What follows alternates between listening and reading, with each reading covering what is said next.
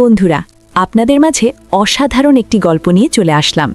গল্পটি না টেনে শেষ পর্যন্ত দেখুন, তাহলে আপনি অনেক মজা পাবেন। আমাদের নতুন নতুন ভিডিও পেতে আমাদের চ্যানেলটিকে সাবস্ক্রাইব করুন এবং কমেন্ট করে জানিয়ে দিন কোন ধরনের গল্প আপনি পছন্দ করেন। চলুন বন্ধুরা, গল্পটি শুরু করি। কয়েক রাতে আমার স্বামী বাড়িতে ফেরেনি। আমি ভয় পেয়ে শ্বশুরের ঘরে গেলাম। এরপর শ্বশুর আমার সঙ্গে যা করল তা শুনলে আপনাদের পায়ের তলা থেকে মাটি সরে যাবে। কারণ কিছু রাত এতটাই অন্ধকার হয় যে মানুষের জীবন থেকে সকল আলো মুছে দেয়। আজকের রাতটা আমার জীবনের এমনই একটা অন্ধকার রাত। আমার স্বামী অনেক এখনও বাড়ি ফেরেনি। রাত 12:30 বাজে। আমি বসার ঘরে তার ফেরার জন্য অপেক্ষা করছিলাম। আমার নজর বারবার ঘড়ির কাঁটার দিকে চলে যাচ্ছিল। সেকেন্ডের কাঁটার সঙ্গে সঙ্গে আমার বুকটাও ধকধক করছিল। আমি প্রার্থনা করছিলাম যাতে অনেক তাড়াতাড়ি বাড়ি ফিরে আসে। এরই মাঝে হঠাৎ করে কারেন্ট চলে গেল। পুরো ঘরটা অন্ধকার হয়ে গেল। আমার অন্ধকারে খুব ভয় লাগে, আর এখন চারিদিক অন্ধকার। এমনিতেই আমি অনেকের না ফেরার জন্য চিন্তায় ছিলাম, তার উপর এই অন্ধকার। আমি কিচ্ছু দেখতে পাচ্ছিলাম না। মনে হচ্ছিল যেন আমি অন্ধ হয়ে গেছি। আমি কোনো রকমে জিনিসপত্র টপকে নিজের ঘরের দিকে যাচ্ছিলাম। তখনই পাড়ার একটা কুকুর ঘেউ ঘেউ করে ডেকে উঠল। এত জোরে ডাকল যেন মনে হলো সে আমাদের উঠোনে চলে এসেছে। ভয়ে আমার প্রাণটা বেরিয়ে যাওয়ার মতো অবস্থা। বাড়িতে তখন আমার শ্বশুর নলিনীবাবু ছাড়া আর কেউ ছিল না। তিনি তার ঘরে ঘুমোচ্ছিলেন, আর আমি বসার ঘরে একা ছিলাম। আমার মনে হচ্ছিল যেন কুকুরটা আমাদের উঠোনে চলে এসেছে এবং সে যে কোনো সময় আমার কাছে চলে আসতে পারে। আমি ভয়ে ভয়ে আমার শ্বশুরের ঘরে গিয়ে পৌঁছলাম। আমি তার ঘরের দরজা ধাক্কা দিতে লাগলাম। যখন ঘরের দরজাটা খুলল তখন আমি ভয়ে কাঁপছিলাম। আমি বলি, বাবা, আমার মনে হচ্ছে আমাদের উঠোনে একটা কুকুর ঢুকে পড়েছে। আমার খুব ভয় করছে। আমি কি আপনার ঘরে আসতে পারি? আমি এত ভয় পেয়ে গিয়েছিলাম যে আমার মাথা কাজ করছিল না। তাই হয়তো আমি একটা ভুল পদক্ষেপ নিয়ে ফেলি। আমার শ্বশুরমশাই আমার হাত ধরে টেনে আমাকে ঘরের ভেতরে নিয়ে আসেন। তারপর ঘরের দরজাটা বন্ধ হয়ে যায়। আর তারপর আমার সঙ্গে যা হয়। একজন স্ত্রী যদি তার স্বামীর থেকে কম সুন্দর হয় তাহলে সে সব সময় হীনমন্যতায় ভোগে। আজকাল আমার সঙ্গে সেটাই হচ্ছে। অনেক একটা খুব সুন্দর দেখতে যুবক। আমিও দেখতে খারাপ ছিলাম না, কিন্তু আমার গায়ের রংটা সামান্য একটু চাপা ছিল। এই কথাটা আমাকে বিয়ের একদিন পরেই আমার শ্বশুর মশাইয়ের মুখ থেকে শুনতে হয়। সকালে যখন আমি নাশতা খেতে ঘর থেকে বেরিয়ে আসি তখন বাড়িতে অনেক আত্মীয়স্বজন ছিল। খাবার টেবিলে আমার শ্বশুর মশাইয়ের সঙ্গে তার বোনেরাও বসেছিল। আমার শাশুড়ি মারা গিয়েছিলেন। আত্মীয়স্বজনদের মধ্যে বেশিরভাগই আমার শ্বশুর মশাইয়ের ভাই বোন ছিল। আমি তাদের সঙ্গে বসে নাশতা খেলাম। আমার শ্বশুর মশাই সবার সঙ্গে আমার পরিচয় করিয়ে দিলেন। তিনি খুব খোশ মেজাজে ছিলেন। কিছুক্ষণ পর সব আত্মীয়রা তাদের বাড়ি ফিরে গেল। তখন বাড়িতে শুধু আমি আর আমার শ্বশুর মশাই ছিলাম। আমার বিবাহোত্তর অনুষ্ঠানে এখনো অনেকটা সময় বাকি আছে। আমার শ্বশুরমশাই আমার জন্য চা বানিয়ে আনেন। তিনি বলেন, আমি ভাবলাম আমার বৌমা খুব ক্লান্ত, তাই আমি তার জন্য চা নিয়ে এলাম।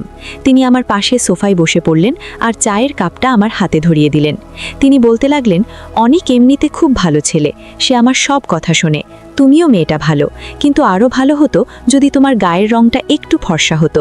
ওই যে কথায় বলে না, বসেই হয় যাকে সবসময় কাছে পেতে ইচ্ছে করে। তার কথা শুনে আমি একটু অস্বস্তি বোধ করছিলাম। আমি তাকে বললাম, আমি আপনার কথা ঠিক বুঝতে পারলাম না। তিনি বলেন, গতকাল রাতে অনেক ঘরের বাইরে এসেছিল। আমিও তখন জল খেতে উঠেছিলাম, তাই আমার তার সঙ্গে দেখা হয়ে যায়। সে আমাকে বলে, বাবা, তুমি ইপসিতার মধ্যে কি এমন দেখেছিলে? তুমি তো জানতে যে আমার সুন্দরী মেয়ে পছন্দ। তুমি অন্তত আমার পছন্দের মানটা রাখতে পারতে। এইসব কথা শুনে আমার মনটা খুব খারাপ হয়ে যায়। তবে অনেক গতকাল রাতে আমার সঙ্গে কোনো খারাপ ব্যবহার করেনি। সে এমন কোনো কথাও বলেনি। সে বরং আমার প্রশংসাই করছিল। তবে হ্যাঁ, আমার মনে আছে যে অনেক রাত 3টে নাগাদ একবার ঘরের বাইরে বেরিয়েছিল। কিছুক্ষণ পর আবার ফিরেও এসেছিল। আমি হাঁ করে শ্বশুর মশাইয়ের মুখের দিকে তাকিয়ে রইলাম। তিনি আমাকে বলেন, আমি বুঝতে পারছি তোমার এই কথাগুলো শুনতে ভালো লাগছে না। আমি গতকাল অনেককে খুব বকেছি আর বলেছি সে যেন ভুলেও তোমাকে এসব কথা না বলে। সে তোমাকে এরকম কোনো কথা তো বলেনি? আমি মাথা নেড়ে বললাম, না, এই কথাটা আমার বিশ্বাস করতে কষ্ট হচ্ছিল, কারণ গতকাল রাতে অনেকের সঙ্গে আমার ব্যবহার খুব ভালো ছিল। নলিনীবাবু এর পরের কথাগুলো আমাকে আরও অবাক করে দেয়। তিনি বলেন, আমি বারবার বারণ করেছি সে যেন তোমার মনে কষ্ট না দেয়। তুমি কিছু মনে করো না মা, কিন্তু আমি যখন তোমাকে দেখতে গিয়েছিলাম তখন তুমি মেকআপ করেছিলে। তখন তোমাকে দেখে আমার ফর্সা মনে হয়েছিল, কিন্তু তোমার আসল রংটা তো। তার কথা শুনে আমি চুপ করে গেলাম। আমি বুঝতে পারছি না আমি কি জবাব দেব। হ্যাঁ, এটা সত্যি যে আমাকে যখন দেখতে আসা হয়েছিল তখন আমি একটু মেকআপ করেছিলাম, কিন্তু সেটাই তো স্বাভাবিক। আজকাল সব মেয়েরাই তো একটু আত্মসজ্জা করে। অনিকের সঙ্গে যখন আমার সম্বন্ধ পাকা হয়েছিল তখন আমি খুব খুশি হয়েছিলাম, কারণ শ্বশুরবাড়িতে আমার ভুল ধরার জন্য আমার কোনো শাশুড়ি বা ননদ থাকবে না। কিন্তু তখন কি আর আমি জানতাম যে আমার শ্বশুরমশাই বিয়ের পরপরই আমার খুঁত ধরতে শুরু করবেন? যেভাবে বিয়েটা হয়েছিল সেভাবেই বিবাহোত্তর অনুষ্ঠানটাও পেরিয়ে গেল। বিয়ের পরের দিন থেকেই আমি রান্নাঘরের কাজ করা শুরু করে দিয়েছিলাম, কারণ বাড়িতে শুধু আমার শ্বশুরমশাই আর আমার স্বামী থাকতো। এমনিতে আমার শ্বশুরমশাই খুব ভালো ছিলেন, আমার সঙ্গে খুব ভালোভাবে কথা বলতেন, কিন্তু তিনি অনিকের ব্যাপারে যেসব কথা বলতেন সেসব শুনতে আমার ভালো লাগতো না। অনিক অফিসে যাওয়ার পরেই বাবা আমার ঘরে চলে আসতেন। আমি তখন অনিকের ফেলে রাখা জিনিসপত্র গোছাতে ব্যস্ত থাকতাম। বাবা এসে বলতেন, তুমি তাড়াতাড়ি আমাদের জন্য নাস্তা বানাও, তারপর আমরা দুজনে বসে গল্প করব। তিনি আমার সঙ্গে বন্ধুর মতো কথা বলতেন। আমি তাকে এটাও বলতে পারতাম না যে আমি খুব ক্লান্ত, একটু বিশ্রাম নেব। কিন্তু চিন্তার বিষয় এটাই যে বাবা সব সময় আমার সঙ্গে ছায়ার মতো লেগে থাকতেন। আমি যখন রান্নাঘরে থাকতাম তখন তিনি সেখানে এসে হাজির হতেন। আমি যখন রান্না করতাম তখন তিনি বলতেন, এভাবে নয়, এভাবে বানাও, অনিকের এই খাবারটা পছন্দ, এটা নয়। এমনিতেই তুমি দেখতে ভালো নাও, তার ওপর যদি স্ত্রীর দায়িত্বটাও ভালো করে পালন না করতে পারো তাহলে স্বামীর মন জিতবে কি করে? মাঝে মাঝে আবার বলতেন, তুমি রুটিটা গোল করে বেলতে পারো না, অনিক তো তোমার রুটি দেখেই খাবার ছেড়ে উঠে যাবে। সব সময় যদি কেউ কারোর মাথার ওপর চেপে থাকে তাহলে সেটা একসময় বিরক্তিকর হয়ে ওঠে। আমিও বাবার উপর বিরক্ত হতে শুরু করেছিলাম। একদিন এমন একটা ঘটনা ঘটল যা আমাকে আরও বিচলিত করে তোলে। একদিন আমার শ্বশুর নলিনীবাবু বলেন, অনিক কখনো তোমাকে কোথাও ঘুরতে নিয়ে যাবে না, কিন্তু আমি জানি তোমারও ঘুরতে ইচ্ছে করে। তুমিও অনেক স্বপ্ন নিয়ে এই বাড়িতে এসেছো, চলো তুমি তৈরি হয়ে নাও, আমি তোমাকে ঘুরতে নিয়ে যাব, আমরা শপিং করতে যাব। বাবা আমার সঙ্গে আমার শাশুড়ির মতোই ব্যবহার করতেন, আমার সব কাজে ভুল ধরতেন, বলতেন অনিকের এটা পছন্দ নয়, ওটা পছন্দ নয়। আমার বাজারে যেতে ইচ্ছে করছিল না, তাই আমি বাবাকে বললাম, আজকে ছেড়ে দিন। কিন্তু তবুও তিনি আমাকে জোর করে বাজারে নিয়ে গেলেন। তিনি বললেন, আমি তোমাকে একটা সুন্দর জামা কিনে দেব যেটা পরে তুমি খুব সুন্দর দেখাবে। তিনি আমাকে মলে নিয়ে গেলেন আর বললেন, তোমার পছন্দ মতো একটা শাড়ি তুমি কিনে নাও। আমি কালো রঙের একটা শাড়ি পছন্দ করলাম, কিন্তু বাবা বললেন, এমনিতেই তোমার রঙটা খুব কালো, তার উপর তুমি যদি কালো রঙের জামা পরো তাহলে তোমাকে ভূতের মতো দেখাবে। তিনি আমার জন্য একটা হালকা রঙের শাড়ি পছন্দ করলেন, যেটা আমার একদম পছন্দ হয়নি, কিন্তু আমি চুপ করে লইলাম। তিনি বলেন যে এই রঙটা পরে তোমাকে ভালো দেখাবে। আমি যখন শ্বশুরমশাইয়ের সঙ্গে কথা বলছিলাম তখন আমি দেখলাম পাশের দোকানে অনিককে একটা অন্য মেয়ের সঙ্গে। বাবাও সেটা দেখতে পেলেন। অনিকের সঙ্গে যে মেয়েটা ছিল সে বেশ সুন্দর দেখতে ছিল। বাবা বলতে লাগলেন, দেখেছো, আমি বলেছিলাম না অনিকের সুন্দরী মেয়ে খুব পছন্দ, সে যেখানে সৌন্দর্য দেখে সেখানেই চলে যায়। অনিক সেই মেয়েটার সঙ্গে খুব হেসে হেসে কথা বলছিল। এটা দেখে আমার চোখে জল চলে আসে। আমি ওখান থেকে কিছু না কিনেই চলে আসি। আমার খুব রাগ হচ্ছিল, মনে হচ্ছিল সব কিছু তছনছ করে দিতে। আমি ভাবতে লাগলাম যে অনিক কেমন ছেলে, সে আমাকে বলে সে আমাকে ভালোবাসে আর বাইরে গিয়ে সে অন্য মেয়ের সঙ্গে ঘুরছে। আমার শ্বশুর নলিনীবাবু বলেন, আমি কখনোই চাই না তোমার ঘর ভেঙে যাক মা, তবে ছেলেরা একটু স্বাধীনচেতা হয়, বিশেষ করে এমন ছেলেরা যারা সৌন্দর্য দেখে পাগল হয়ে যায়। হ্যাঁ, তুমি যদি সুন্দর দেখতে হতে তাহলে হয়তো তোমার স্বামীকে ঘরে বেঁধে রাখতে পারতে। বাবা আমাকে জল খাওয়ান আর আমার পাশে বসে আমার মাথায় হাত বোলাতে থাকেন। বাবা বললেন, আমি অনিকের সঙ্গে কথা বলবো, কিন্তু আমি কিছু গ্যারেন্টি দিতে পারছি না। আমি অনিকের জন্য কি না করতাম, তার পছন্দের খাবার বানাতাম, তার পছন্দ মতো ঘর সাজিয়ে দিতাম, এমনকি নিজেকেও তার মনের মতো তৈরি করার চেষ্টা করতাম, কিন্তু অনিকের আমার এত আত্মত্যাগ চোখেও পড়ে না। রাতে যখন অনিক বাড়ি ফিরে আসে তখন আমি আমার ঘরে বসে কাঁদছিলাম। অনিক আমাকে জিজ্ঞেস করে, তোমার কি হয়েছে, শরীর ঠিক আছে তো? আমার তো ইচ্ছে করছিল এক্ষুনি বলে দিই যে আমি তোমার আসল রূপটা ধরে ফেলেছি, কিন্তু বাবা আমাকে অনেকবার বারণ করেছিলেন, বলেছিলেন যে এটা করলে আমার ঘর ভেঙে যেতে পারে। অনেক যদি জানতে পারে যে তুমি জেনে গেছো তার অন্য মেয়ের সঙ্গে সম্পর্ক আছে, তাহলে তার মন থেকে সব ভয় দূর হয়ে যাবে। আমি অনিককে বলি যে আমার মাথা ব্যথা করছে। অনিক বলে, চলো আমি তোমাকে ডাক্তারের কাছে নিয়ে যাচ্ছি। এমনিতেই তোমার গায়ের রং কালো, তার ওপর তুমি কেঁদে কেঁদে নিজের যা অবস্থা করেছো, তোমাকে একেবারে ভূতের মতো দেখাচ্ছে। আমার গালে একটা হালকা চাটি মেরে সে এই কথাটা বলে। কথাটা শুনে আমার খুব অভিমান হয়। আমি বলি, আমি যখন এতই খারাপ তখন আমাকে বিয়ে করলে কেন? আমার কথা শুনে অনিক আমার দিকে তাকিয়ে থাকে, তারপর একটু হেসে বলে, আমার অনেক বড় ভুল হয়ে গেছে, কিন্তু কি আর করা যাবে, ভুল যখন হয়েছে তখন তোমাকে সহ্য করতেই হবে।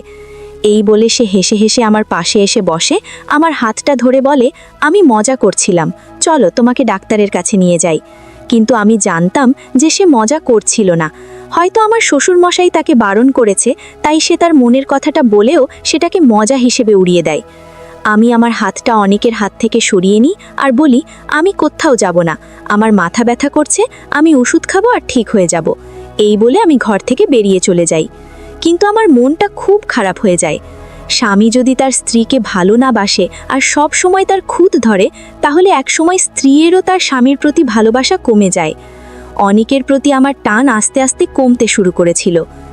একদিন আমার শ্বশুর নলিনীবাবু বলেন যে তাদের পরিবারের একজনের বিয়ে আছে, তাই আমাকে তৈরি থাকতে বলেছিলেন। আমি একটা সুন্দর কালো রঙের শাড়ি বের করে পরে ফেললাম। সেটা পরে আমি আয়নায় তাকালাম। আমার রং অতটাও চাপা নয়, হালকা চাপা, আর এই রঙের শাড়িটা পরে আমাকে বেশ সুন্দর দেখাচ্ছিল। সেই সময় অনেক ঘরে আসে আর আমার দিকে এক নজরে তাকিয়ে থাকে। ওকে দেখে আমার মনে হলো যে আমি হয়তো তার মনে প্রভাব ফেলতে পেরেছি। সে আমার পাশে এসে দাঁড়িয়ে বলে, তুমি যতই সাজগোজ করো না কেন, আমার মতো সুন্দর তুমি কখনোই হতে পারবে না। এই বলে সে আমাকে জড়িয়ে ধরে আয়নার সামনে নিয়ে যায়। আমার মনটা পুরো ভেঙে যায়। এতক্ষণ আমি ভাবছিলাম যে 1.5 ঘন্টা ধরে আমি যে এত সাজলাম সেটা সার্থক হয়েছে, কিন্তু অনিকের কথা শুনে আমার ভুল ধারণা ভেঙে গেল। মনে হচ্ছিল আমার শ্বশুরমশাই ঠিকই বলেন যে ছেলেরা সেই মেয়েকেই ভালোবাসতে পারে যারা দেখতে সুন্দর হয়। আমি অনিকের কাছ থেকে সরে আসি। রাগের মাথায় আমি আমার সব গয়না খুলে ফেলি। তারপর এক এক করে টিস্যু পেপার বার করে আমার মেকআপ মুছতে শুরু করি। এটা দেখে অনেক একটু গম্ভীর হয়ে যায় আর বলে, ইপসিতা, তুমি এটা কি করছো? আমাদের এমনিতেই অনেক দেরি হয়ে গেছে। আমি বলি, আমি কোথাও যাব না। অনেক বলে, এমন ছেলে মানুষই কেন করছো তুমি? তুমি একটা ছোট্ট ব্যাপারকে এত বড় করে কেন দেখছো? আমি বললাম, আমার ওখানে যাওয়া ঠিক হবে না, কারণ আমি তোমার পাশে মানাবো না। আর তোমার কাছে কি মেয়ের অভাব আছে? ওখানে অনেক সুন্দরী মেয়ে থাকবে, তাদের কারো সঙ্গে তুমি রাতটা কাটিয়ে এসো। এটা বলার সঙ্গে সঙ্গে অনিক আমার গালে একটা জোরে থাপ্পড় মারে। আমি এটার জন্য একদম তৈরি ছিলাম না। আমি অনিকের কাছ থেকে এটা আশা করিনি। অনিক বলে, এসব কি কথা বলছো তুমি? তোমার কি আমাকে দেখে সেরকম লোক মনে হয়? আমাদের গলার আওয়াজ এতটাই উঁচু ছিল যে ঘরের বাইরে পর্যন্ত আমাদের আওয়াজ শোনা যাচ্ছিল। আমি বলি, আমার সামনে ভদ্রলোক সেজো না অনিক। অনিক আমাকে চেপে ধরে বলে, বলো ইপসিতা, তুমি আমাকে চরিত্রের দিকে আঙুল তুলছ? আমিও তোমার চরিত্রের দিকে আঙুল তুলতে পারি। আমিও তোমার ব্যাপারে অনেক কিছু জানি, বুঝেছ? এটা শুনে আমার মাথায় আকাশ ভেঙে পড়ে। আমি অনেককে বলি, অনেক আমাকে ছাড়ো, আমার লাগছে। অনেক বলে, আমার আর ধৈর্যের পরীক্ষা নিও না, তুমি আমার এর বাইরে চলে যাচ্ছ। তোমাকে 5 মিনিট সময় দিচ্ছি, তাড়াতাড়ি তৈরি হয়ে বাইরে এসো। সেই সময়ে আমাদের দরজায় কেউ একজন ধাক্কা দেয়। অনেক আমাকে ছেড়ে গিয়ে দরজাটা খোলে। আমার শ্বশুরমশাই ঘরের ভেতরে ঢোকেন। বাবা বলেন, তোমরা এসব কি করছো? তোমাদের গলার আওয়াজ সারা বাড়িতে শোনা যাচ্ছে। অনেক বলে, বাবা তুমি ওকে বলে দাও ও যেন এইসব কথা মুখেও না আনে, তাহলে আমার থেকে খারাপ কিন্তু কেউ হবে না। এই বলে সে ঘর থেকে বেরিয়ে যায়। আমার শ্বশুরমশাই আমার কাছে এসে বসেন। আমি বলি, সবসময় অনেক আমাকে নিয়ে ব্যঙ্গ করে। আমাকে যখন ওর এতটাই অপছন্দ, তখন ও আমাকে বিয়ে করলো কেন? আমি জোরে জোরে কাঁদতে শুরু করি। আমার শ্বশুরমশাই আমাকে জড়িয়ে ধরে ভোলাতে শুরু করেন আর বলেন, অনেক এই রকমে, আমি ওকে বোঝাবো, তুমি চিন্তা করো না। আমি তো চাই যে তোমরা দুজনে সুখের সংসার করো, কিন্তু তার কোনো নমুনা আমি দেখছি না। আমার শ্বশুর বললেন, দেখো মা, ছেলেরা কখনো আপোষ করে না, মেয়েদেরই আপোষ করতে হয়। তোমাকে নিচু হতে হবে আর একটু ধৈর্য ধরতে হবে। আমি একটা লেখাপড়া জানা শিক্ষিত মেয়ে ছিলাম, আমি ভালো পরিবার থেকে এসেছিলাম। তা সত্ত্বেও আমি অনেকের সব কথা মেনে নিতাম। এরপরেও যদি অনেকের শুধু আমার খারাপটাই চোখে পড়ে, তাহলে আমি কি করতে পারি? বাবা বলেন, এখন তুমি তৈরি হয়ে নাও, না হলে ঝামেলা আরও বাড়বে। আমি না চাইতেও আবার তৈরি হলাম আর বিয়ের বাড়িতে গিয়ে চুপচাপ এক কোণে বসে রইলাম। অনেক বারবার আমার দিকে তাকাচ্ছিল। বেশ কিছুদিন আমাদের মধ্যে কোনো কথা হয় না। একদিন আমাদের বাড়ির দরজায় কেউ এসে কড়াঘাত করল। সাধারণত আমার শ্বশুর দরজা খুলতেন, কিন্তু তিনি ঘর থেকে বেরিয়ে এলেন না। দেখে আমি গিয়ে দরজাটা খুলি। আমি দেখলাম একটা কম বয়সী ছেলে এসেছে। সে জিজ্ঞেস করে, নলিনী বাবু আছেন? সে আমার শ্বশুর মশাইয়ের কথা বলছিল। আমি বললাম, হ্যাঁ আছেন। সে বলে, তিনি আমাকে বাড়িতে ডেকেছেন। আমি সরে দাঁড়ালাম যাতে ছেলেটা বাড়ির ভেতরে ঢুকতে পারে। আমি বাবার ঘরটা তাকে দেখিয়ে দিলাম আর সে বাবার ঘরের দিকে চলে গেল।